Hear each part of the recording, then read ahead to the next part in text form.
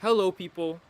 Today I'm finally gonna be test running the DIY cheap steering wheel that I've made for PC.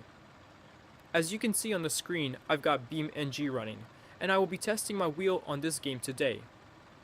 We've got the Gavril GPW ready for some off-road, so without further ado, let's get right into it, while going over the characteristics of this build.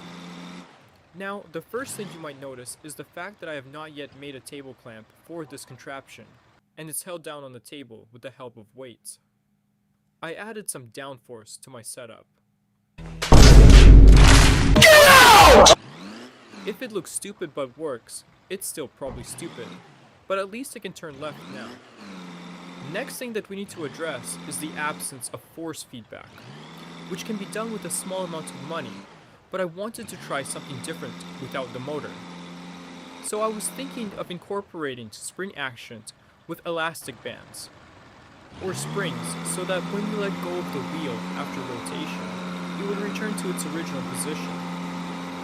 I used a low PPR encoder for this wheel, but here's the problem, it's not cheap. Because the resolution is so low, your steering moves in chunks instead of a smooth line. Plus, these mechanical sensors have contact bounds, which causes glitches and ghost inputs. It's fine for a budget start, but for actual racing, it's just too imprecise. So we do need to fix it without replacing the encoder, because that stuff ain't cheap. We also need to build a set of pedals with potentiometers, because as of now, I'm using my keyboard as pedals. Now let's have a look at the bright side. For the brain of this project, I have used the Arduino Leonardo. The reason? Unlike a standard Uno, the Leonardo has the AT-MEGA32 U4 chip. This gives it native USB support, so your PC sees the wheel as a real plug-and-play game controller, instead of just a serial device. It makes the software side way easier. To tie it all together, I'm using the EMC utility. This software is basically the bridge between your DIY hardware and the game. It allows you to calibrate your steering angle, set your dead zones, and even fine-tune your force feedback strength, which we don't have as of now.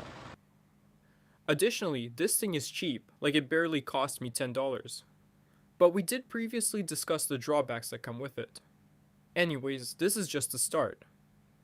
Next up, I'm looking to overhaul the setup with a force feedback motor to actually feel the road, and a custom pedal set for better consistency. I might even swap in a higher res encoder to fix that steppy steering.